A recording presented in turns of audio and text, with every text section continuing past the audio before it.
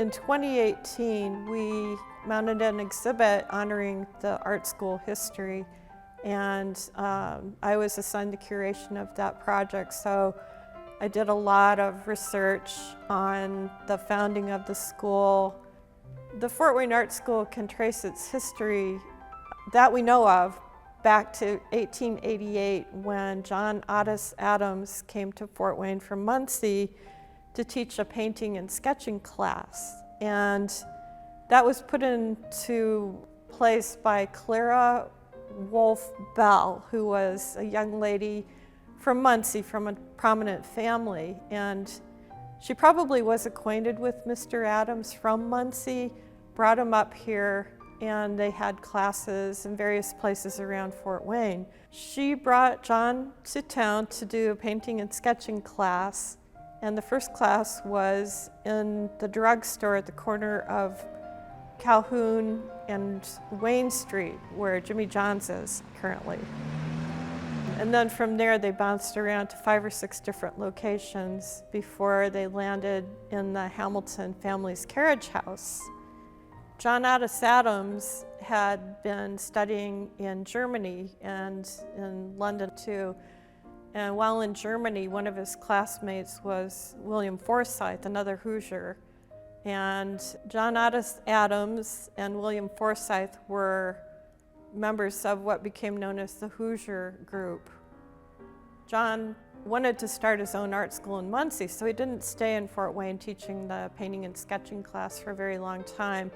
And he wrote to his friend William, who was still in Germany, and said, "Hey, would you like to come and teach this class in Fort Wayne? And you know, you can make this much money and have this many students," and so on. So he did. After John Otis Adams and William Forsythe had ceased coming to Fort Wayne to teach, the Hamilton girls taught the classes. So in the late 1890s, the supporters of this little sketching class, carriage house art school, thought it was time to form a more formal institution. So they formed a board of control in 1897, and the Hamiltons were very involved with this, and also other very prominent Fort Wayne people of the day. And then around 1900-ish, they went in search of an official teacher and ran up to Chicago to the Art Institute and found a young lady named Ottilia Hollandsleben. And she was the first teacher to come in after John Otis Adams and William Forsythe to teach at the school. So she taught in the little carriage house. And then I believe she continued on in the next location at the Peter Kaiser House on Webster Street. In 1903, the Hamilton estate was sold for the building of the new Fort Wayne High School. So the school had to vacate, and that was when they moved over to Webster Street to a not perfect building, but it was adequate for some years. So from 1903 to about 1920, the school occupied this building over on Webster Street, which was less than perfect, but it was okay.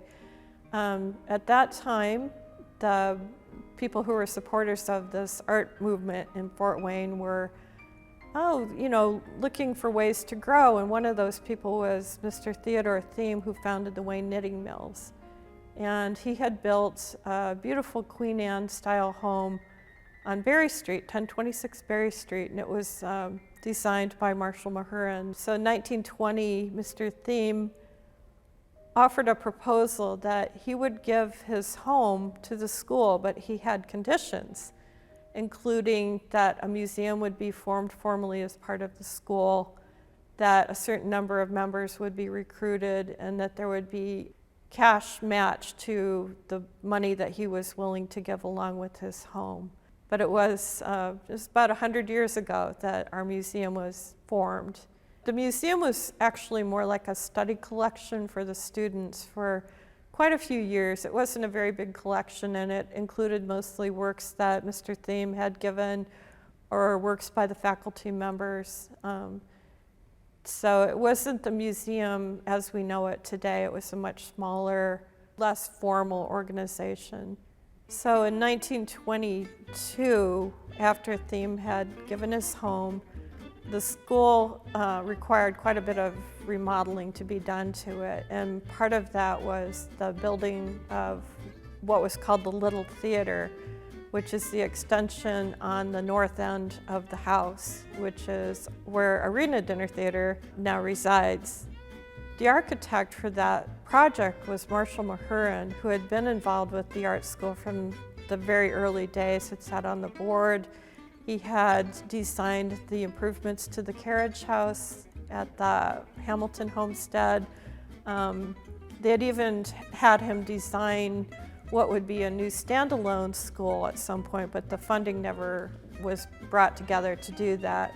So this was a person who was very involved with the art school history. And ironically, he had designed the Thieme home as well. So very, very involved. His fingerprints are all over the old art school. And he was quite a good artist too. We actually own a few pieces by him, some drawings that he did of people. One of the other great things that happened in 1922 was this new board decided that they needed to have a director of the school. They hadn't had one in the past. So they recruited a young man named Carl Bolander. He was from Ohio and had a background in art education and was a very charismatic young guy. So Mr. Bolander came in to direct the school, and they also hired a young lady named Ella Langenberg, who was from Chicago, to be the main instructor of the school. And those two ended up marrying. And their little daughter, Bonnie, was the school mascot then in the 1920s. In those days, the students put together yearbooks called Art Lights. Their photos are featured in these publications. They're quite fun to look at. The school continued to grow, became very popular. There were quite a few students there in the 1930s and then into the 1940s. One of the monumental things that happened in the 40s was the death of a Fort Wayne native named James Montgomery Hamilton, and he was a cousin to the Hamiltons that lived on the Hamilton homestead downtown. He became an architect, had moved to Cleveland, and was doing very, very well. In fact, he's still celebrated in Cleveland for his homes and other buildings. But he died in a car accident at the end of 1940 and left everything, basically everything that he owned, to the Fort Wayne Art School and Museum. So we received his art collection and a large cash gift. And it was one of those things that really helped launch the museum as its own entity. And we still have many pieces from that collection that we bring out regularly. One of the important paintings that we got as part of the Hamilton gift was a beautiful painting by Vlaminck, the French painter. This is a painting of boats on the Seine, which was a popular topic for him. So that's one of our great treasures. Shortly after we received the cash gift from the Hamilton estate, the museum board of trustees decided to purchase 4 Paul Manship maquettes, and they were the models for the Moods of Time from the 1939 World's Fair. And those are very precious to us, very beautiful. And there's an interesting connection to Fort Wayne with Paul Manship too. He was the artist who made the young Lincoln statue that stands in front of the old Lincoln building down on Calhoun Street. So in the 1940s, before World War II, there was a lot of talk about forming a new arts campus, something we're still talking about today. So around that time, the school began to pick up the properties that were around the Thieme home, including what we came to call the B building and the C building, and some other properties around the block. And then in 1949, Paul Mossman gave his home on Wayne Street to the Fort Wayne Art School and Museum. And that building, another Wing and Mahurin designed building, became the home of the museum. And it resided there from 1950 to about 1983, when this building was constructed and they were able to move the museum from there. In reading the old board minutes, I know that the old buildings, as charming as they were a constant problem. And the old boiler in the theme home was always having troubles. There were roof problems, and there were, just all the wear and tear that old buildings suffer. But we loved those old places, and they were charming and warm and very interesting. And it was a very intimate atmosphere that was unlike an institutional atmosphere. In the early days of the school, the certificate that was offered was mainly, I think, designed to develop art teachers. And there were lots of classes for personal enrichment and development, but not a real degree program. But then in the 1960s, the mid-1960s, Indiana University and the art school paired up to offer a Bachelor of Fine Arts degree there. So that was a big step that brought in more students and legitimized the school in a way that it hadn't been yet. In the early 1960s, as enrollment was growing with this new degree program and so on, the classrooms were getting really cramped, and so they decided to build 3 geodesic domes in the center of the Berry Street campus. And they were designed by architect Oris Ish, who was a fascinating guy, and then they were built by a man named Bud Haid, who had a masonry company. When I was a student there in the late 70s, early 80s, they were workshop spaces that were splattered with clay and plaster and had all kinds of interesting tools and things in them. The other interesting and important thing that happened in the 1960s was the splitting of the school and museum and reorganizing them into more equal entities. Up to that time, the museum had been an adjunct of the school. But when the Fort Wayne Art Institute was formed, they were split apart and made sort of independent from each other. And that was around the time that they were beginning to talk to IU about merging.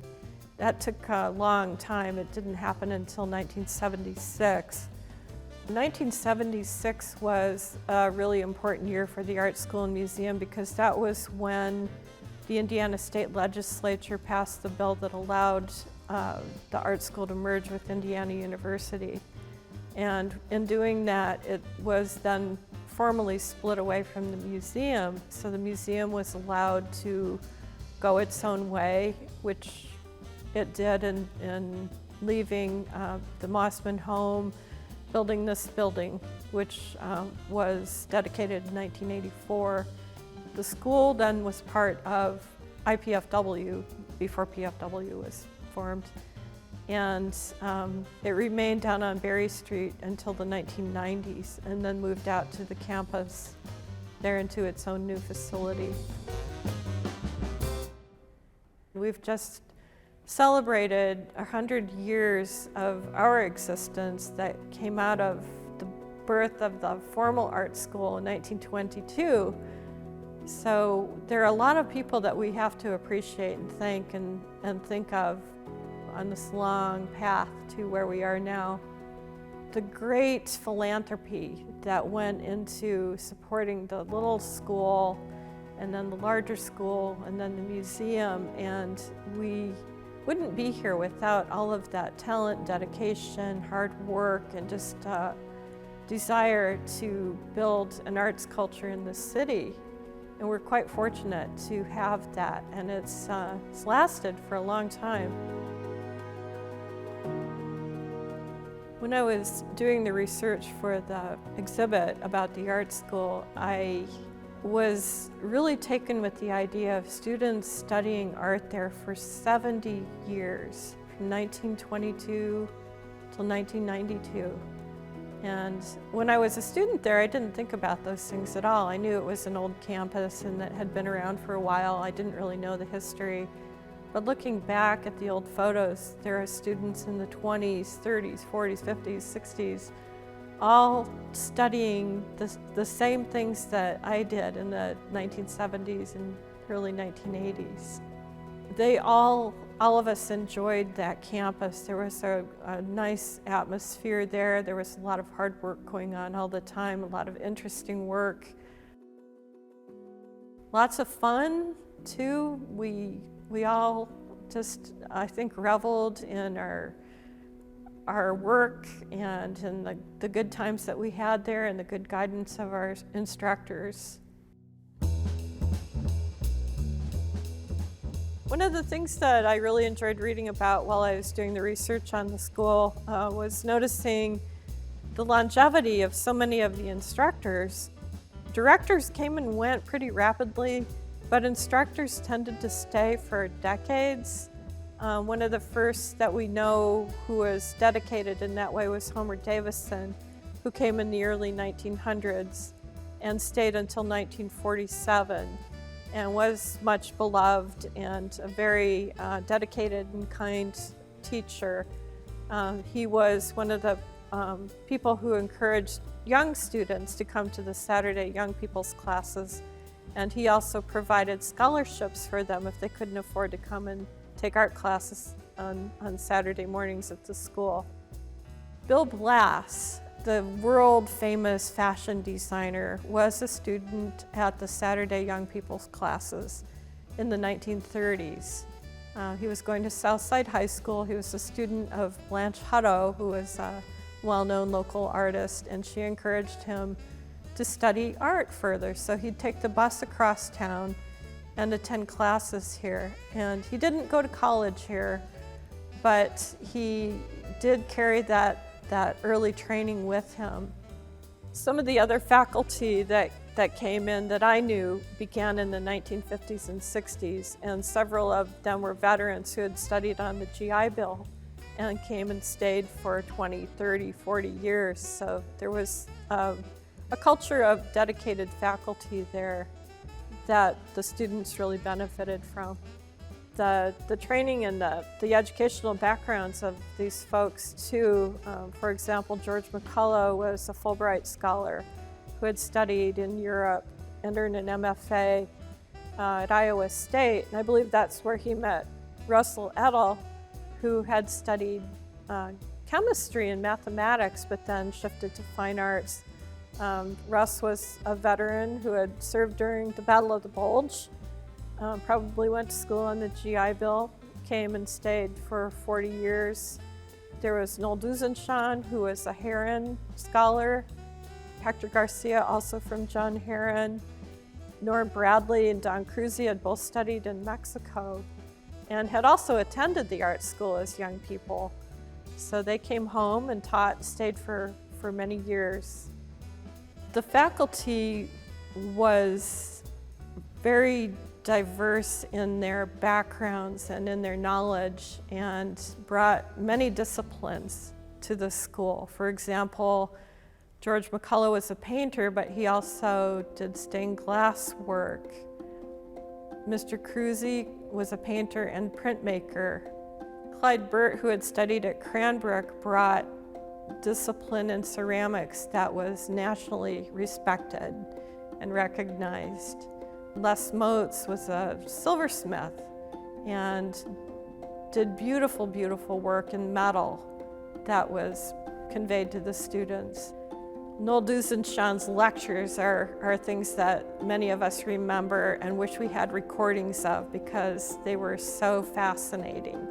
Talking about the way that light interacts with molecules of paint and then reflects back to the cones and rods in the human eye, and very, very interesting kind of cosmic stuff. Hector Garcia, Don Cruzy, and Gabe DeLobe, they're still here in Fort Wayne. And Hector, you know from his public art pieces that you see all over the city, including the statue of Little Turtle that's over in Headwaters Park.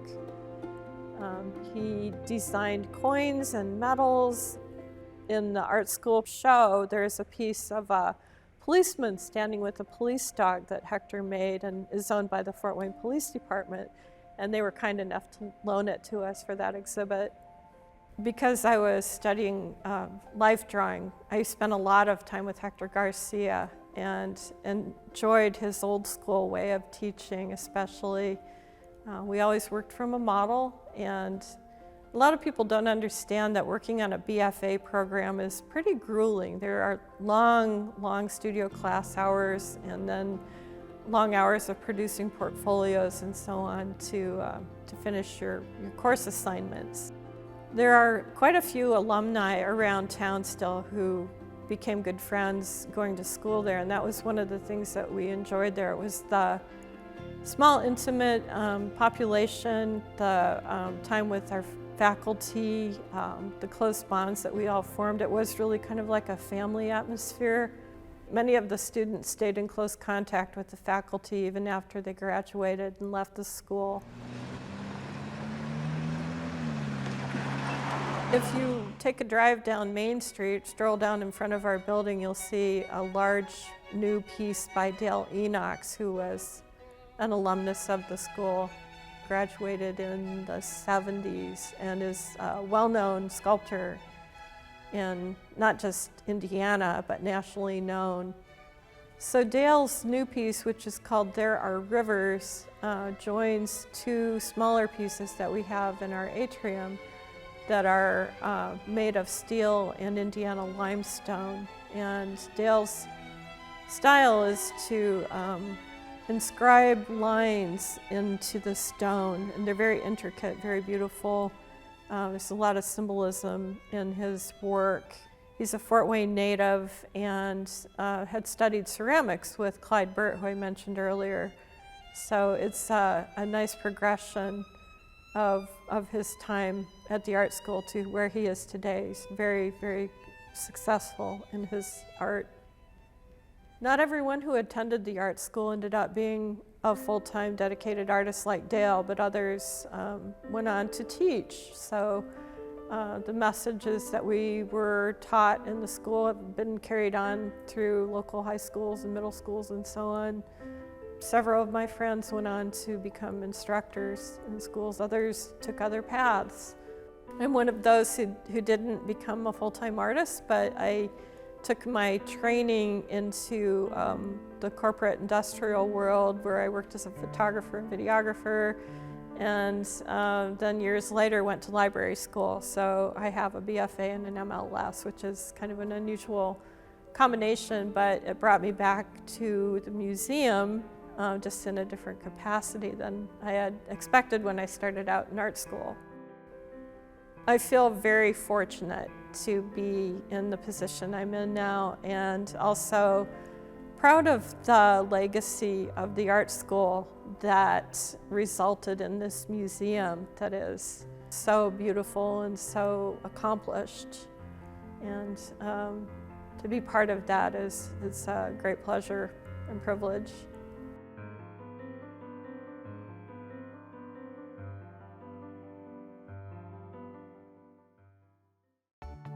Arts in Focus on PBS Fort Wayne is funded in part by the Our Foundation and the Community Foundation of Greater Fort Wayne.